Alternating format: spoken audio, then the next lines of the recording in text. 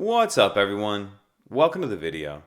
Today we're going to take a look at how to replace the battery in this Hyundai Smart Key remote fob.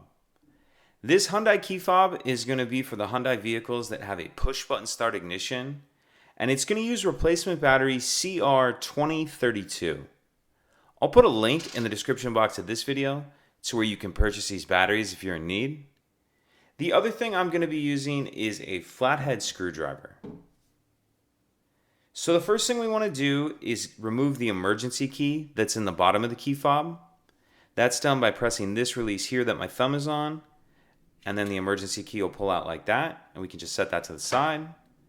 Now if we grab our screwdriver and we hold the fob with the buttons facing down and we take a look at the bottom of it, this is the slot that emergency key just slid out of, and just below that we see kind of another little slot, another notch right here. What I'm going to do is put my screwdriver in that notch, and then I'm just going to twist like that. So put it in that notch as far as you can, and then twist. And as I do that, it pops the two halves of the shell apart. And in the back half of the shell, we see our battery right here. I'm going to grab my screwdriver and just use it to get under the edge of the battery and get it out of that holder. Now I'm going to grab my new battery, and I want to make sure that I'm installing that with the plus side down.